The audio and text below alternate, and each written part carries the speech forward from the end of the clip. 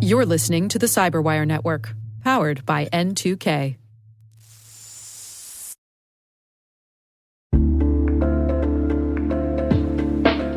And now, a word from our sponsor, SpyCloud, the cybercrime analytics leader. SpyCloud disrupts cybercrime by telling you what criminals know about your business and your customers, so you can take action to prevent ransomware, session hijacking, account takeover, and online fraud. SpyCloud constantly recaptures and analyzes new data from the criminal underground, including credentials, session cookies, and PII siphoned from malware-infected devices. With knowledge of the specific exposed data criminals have in hand from InfoStealer malware on managed and unmanaged devices, security teams can respond with a more efficient and effective process called post-infection remediation that fits seamlessly into existing incident response frameworks. Get SpyCloud's post-infection remediation guide outlining the 7 steps for preventing a malware infection from becoming a full-blown ransomware incident. Visit spycloud.com/cyberwire. That's spycloud.com/cyberwire. And we thank SpyCloud for sponsoring our show.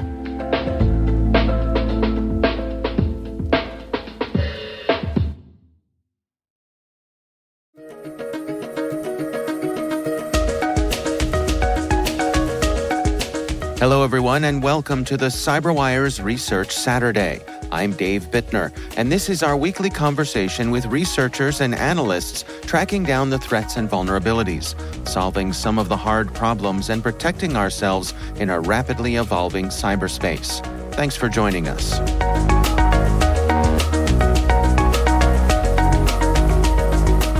So this research was precipitated due to BatLoader and FakeBat targeting our customers at a relatively high rate. That's Ryan Westman, Senior Management of Threat Intelligence with eSentire's Threat Response Unit. The research we're discussing today is titled 2 Russian-speaking cyber gangs attack employees from 23 different companies.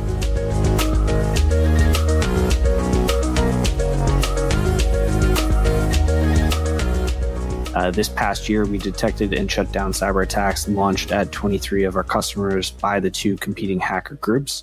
They're using malicious Google and Bing ads promoting popular business software such as Zoom, Slack, and Adobe. And the customers targeted are companies in the manufacturing, software, legal, retail, and healthcare industries. And the attacking threat actors belong to, like you said, the Russian-speaking Malware-as-a-Service groups called BatLoader and FakeBat. Well, let's dig in here.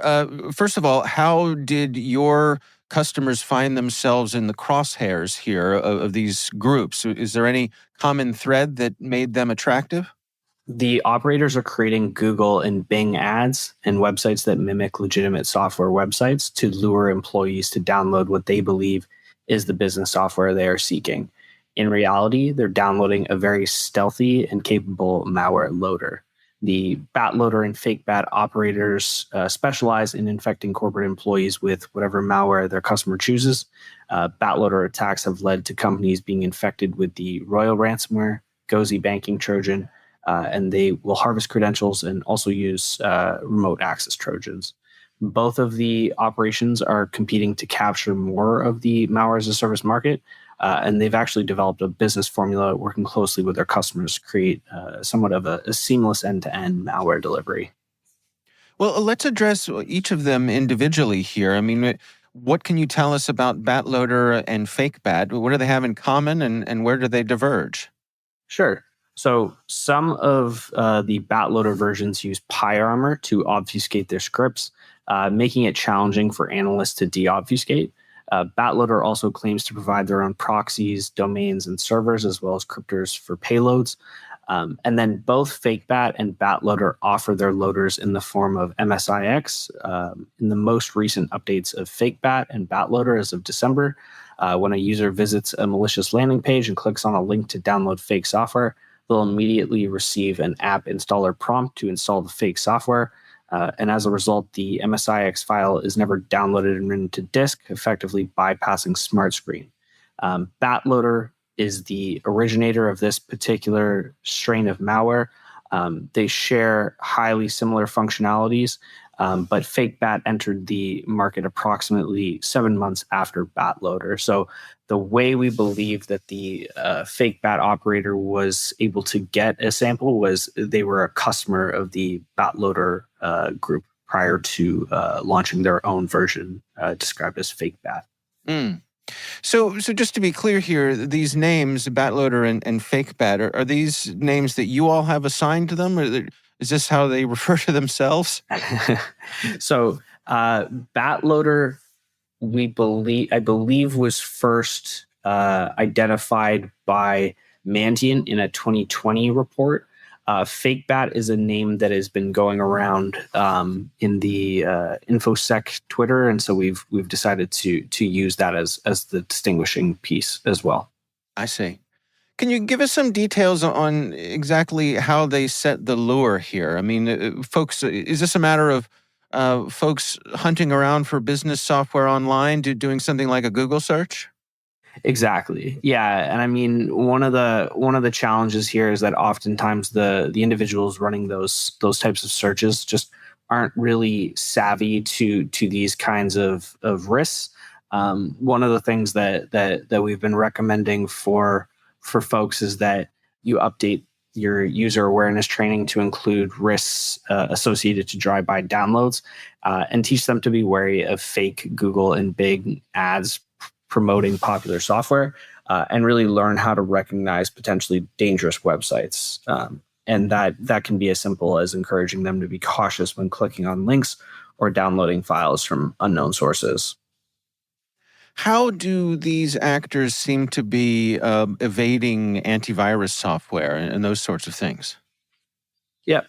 So once they're inside of an environment, they have their loaders are actually signed with a valid EV certificate, and so that's providing them with a level of cover that allows them to gain that initial access. So that valid EV certificate actually allows them to bypass Smart Screen, and in addition to using PyArmor, they obfuscate their Python scripts, which also includes payloads in Defender folders, which allow them to attempt to evade detection.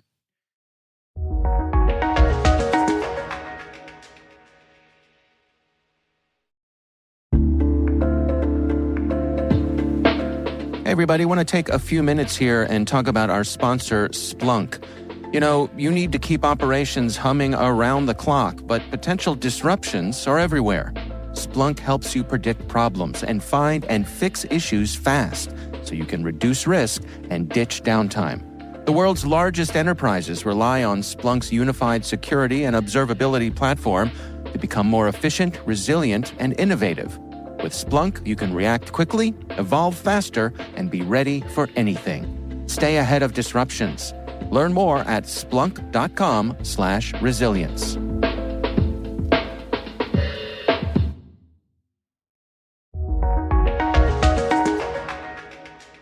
So once someone finds themselves infected with this, I mean, what's going on in their system? What's the spectrum of things that are happening behind the scenes? Yeah, so like I mentioned, they have been associated with Royal ransomware, so being used to deliver Royal ransomware, as well as Gozi banking Trojan. They'll also harvest credentials and then install other remote access Trojans. What is your estimation here in terms of who's behind this? And is it the usual suspects in terms of the parts of the world that they're coming from?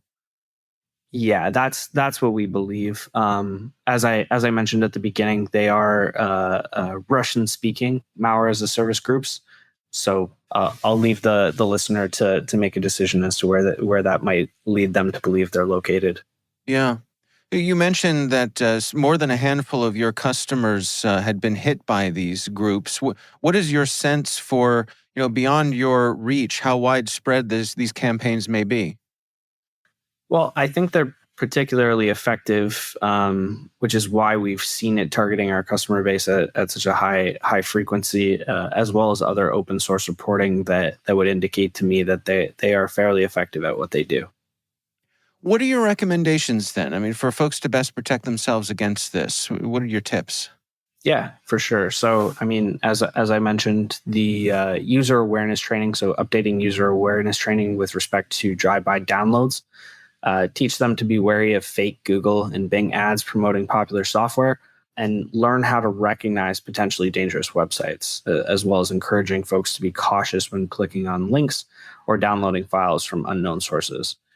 From a more enterprise perspective, I would really encourage those listening to confirm that your devices inside of your corporate environment are protected with endpoint detection and response solutions, and also encourage your employees to utilize password managers instead of relying on password storage features offered by web browsers. As a general recommendation, you should absolutely not be storing your passwords inside of a web browser.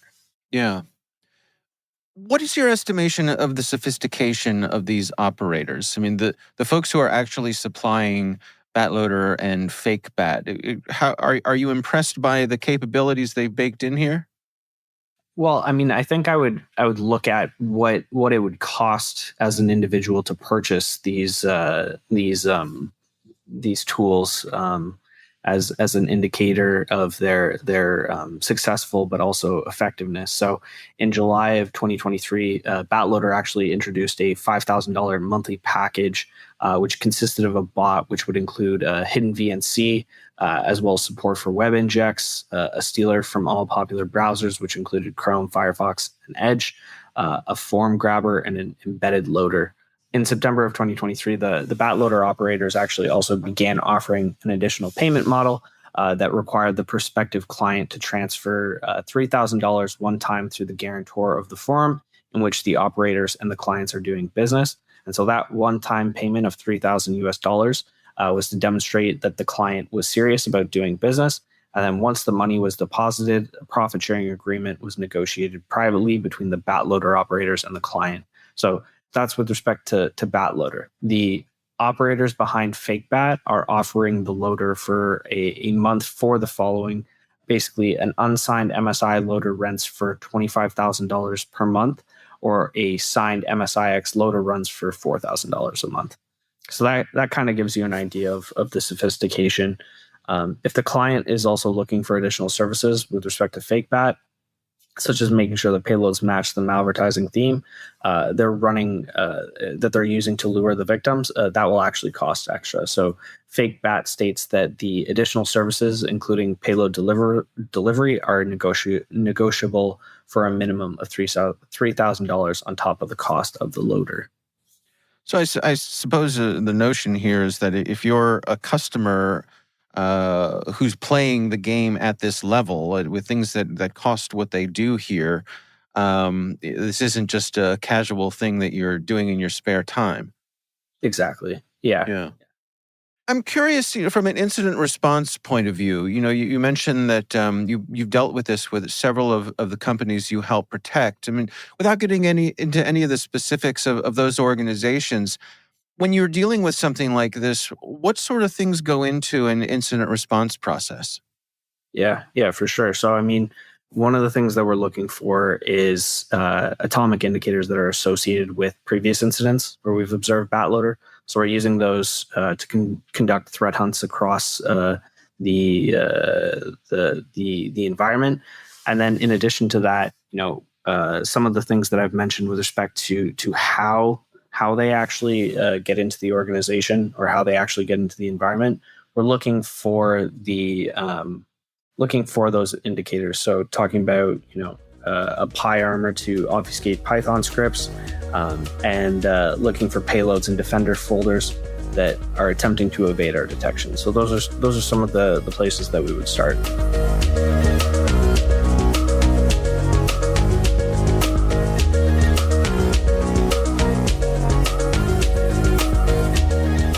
Our thanks to Ryan Westman from eSentire's Threat Response Unit for joining us. The research is titled 2 Russian-speaking cyber gangs attack employees from 23 different companies. We'll have a link in the show notes.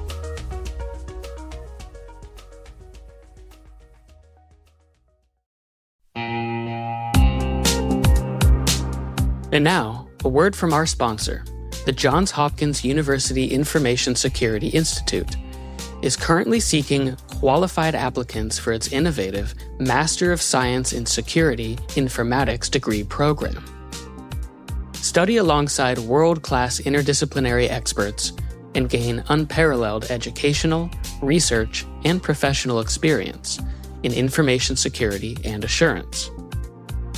Interested U.S. citizens should consider the Department of Defense's Cyber Scholarship Program, which covers tuition, textbooks, and a laptop, as well as providing a $32,000 additional annual stipend. Apply for this scholarship by February 1st and apply for the fall 2024 semester by March 1st. Learn more about both at cs.jhu.edu/MSSI.